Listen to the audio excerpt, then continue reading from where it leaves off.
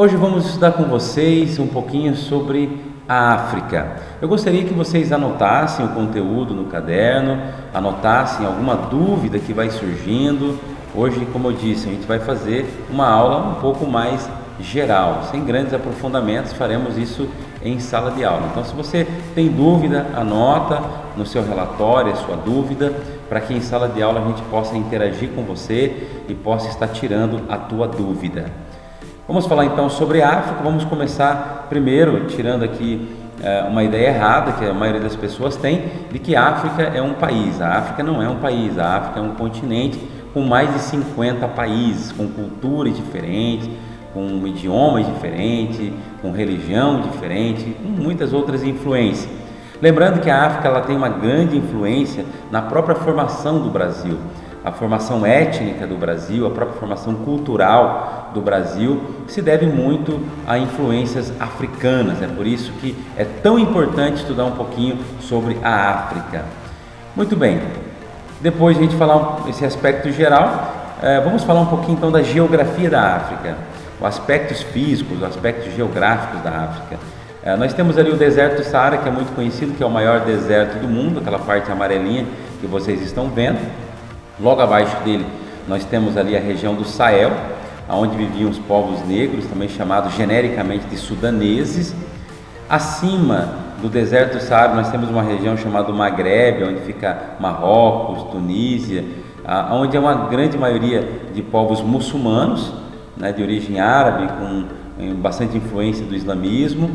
E mais abaixo a gente pode perceber algumas florestas, o deserto do Kalahari mais ao sul, ou seja, uma África bastante rica, uma África bastante variada.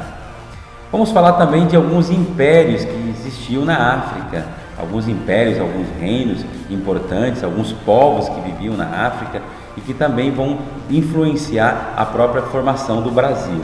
Começando aqui pelo Império Mali, que fica localizado ali na região do Sudão, né? Ficava localizado na região do Sudão, entre os rios Senegal e o rio Níger. Então nós temos o que se sabe sobre esse grande império provém de uma cultura ou de uma tradição moral que era passado pelos griots, que eram contadores de história, geralmente pessoas mais velhas, que tinham a responsabilidade de transmitir todo o conhecimento ou toda a cultura do seu povo de forma oral, até porque não haviam desenvolvido a escrita.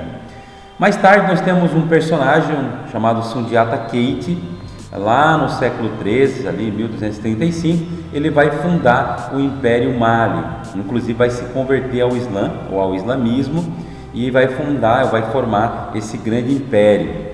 Esse imperador ele vai governar com grande autoridade aquela região ali que vocês estão vendo no mapinha. Também é importante a gente pensar que assim que ocorre essa islamização do Império Mali, se forma esse império que tem uma influência islâmica muito grande, nós temos aí a fundação dessa mesquita. Vocês estão olhando ali do lado ali uma mesquita que também era uma universidade, né, que se ensinava, né, principalmente o Alcorão, né, que se ensinava ali os preceitos do islamismo. Essa era uma região, a cidade de Tombuctu, que ficava no Mali, era uma região de chegada de caravanas, né, que atravessavam o deserto, que estabeleciam relações comerciais, inclusive com muitos outros povos.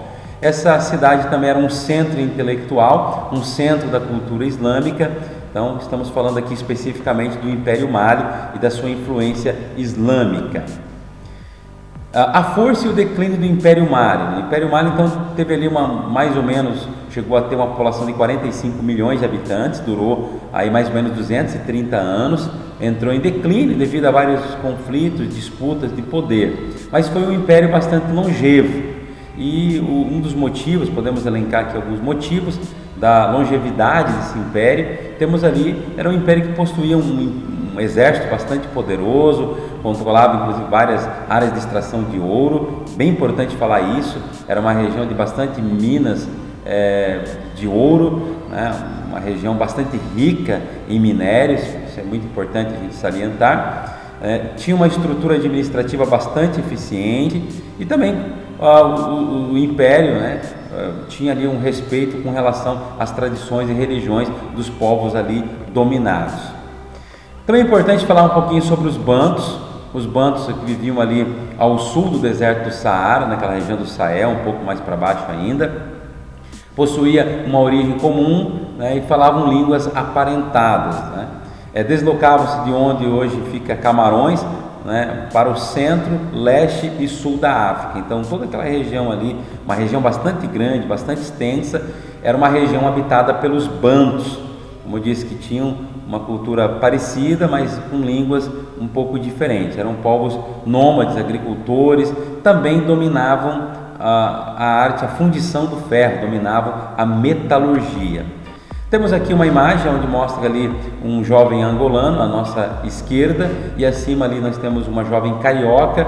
Podemos perceber os traços são muito parecidos, né, e a influência aí dos bantos. É importante a gente salientar aqui com vocês que há uma grande influência, principalmente no Rio de Janeiro. Muitos dos escravos que chegaram ao Rio de Janeiro vieram, né, ou eram de origem banta, né? Por isso a gente tem essa semelhança nos traços físicos, inclusive em algumas palavras, né, que são faladas. Naquela região também nós temos ali o reino do Congo, um reino bastante grande ali que fica próximo ao rio Congo, né? Uma região que também existia muito ouro, muito minério de ferro também, né? Havia uma intensa atividade comercial também nessa região, né? Essa região ali também na bacia do rio Zaire era habitada por vários grupos bantos, como os Bakongos, os Luba, os Lunda e os Kikongos, né? Que eram povos que viviam ali naquela região, né? Nós temos ali o principal personagem, que é o Nimi Alukene, que recebeu o título ali de Manicongo e passou a ser considerado o herói fundador do reino do Congo, né? Inclusive teria sido ele um ferreiro. Os bantos no Brasil, nós temos bastante influência dos bantos no Brasil. A maioria dos escravos que chegaram ao Brasil entre século XVI e século XIX eram falantes de línguas bantas. Algumas palavras que nós temos no nosso vocabulário, como berimbau, caçula, carimbo, cochilo, fubá, giló, moleque, né, que é muito usado, moleque, quer dizer menino, garoto, rapaz, são palavras de origem banta. A própria palavra samba também é de origem banta. Temos também os Yorubás, que é um povo também que vivia uma civilização bastante importante, porém uma civilização mais urbana. Temos ali algumas cidades importantes, como a cidade de Ifé, Queto e Oió, que era a capital política dos Yorubás. Os Yorubás não chegaram a construir um estado centralizado, mas construíram grandes cidades, né? Eram mais urbanos, se dedicavam mais a atividades comerciais, tanto por rio quanto por terra, né? Se dedicavam a atividades comerciais. Política e economia, como a gente já falou, era baseado mais no comércio. Temos a cidade de Oió, que era a capital política. Nela havia um bairro especializado em curtume, serralheria e fundição. Ifé, né, que viveu seu esplendor entre o século XII e XIV e século XV, era a cidade sagrada dos Yorubás. Ok? Temos também a influência dos Yorubás no Brasil, né? Temos na música, né, o grupo ali muito conhecido que é o Olodum, o Aleaie, a Margarete Menezes, né? Temos também grandes artistas como o Mestre Didi e Emanuel Araújo. Eu trouxe para vocês aqui algumas imagens, tanto do Emanuel Araújo, que é um artista plástico, na abertura da exposição ali, Barroco Ardente, né? E temos ali esse artista que é muito importante, muito influente aí, né? Um artista plástico que é de origem iorubá. Do outro lado nós temos o Mestre Didi, que é um escultor, né? Criador ali, escritor também baiano, expoente da matriz iorubá no Brasil. Então, para vocês terem uma ideia de que o Brasil tem sim uma ligação muito forte com a África, muita nossa cultura, da nossa culinária, dos nossos palavreados, de palavras que normalmente usamos, inclusive a própria influência nas religiões, né, que temos religiões aí de origem africana, né, como algumas religiões que nós temos aqui no Brasil, ok? Então ficamos por aqui, nossa aula termina aqui, depois em sala de aula a gente vai estar debatendo, aprofundando. Gostaria que você anotasse suas dúvidas no relatório, para que a gente possa discutir um pouquinho melhor com vocês em sala de aula. Ficamos por aqui, até a próxima aula.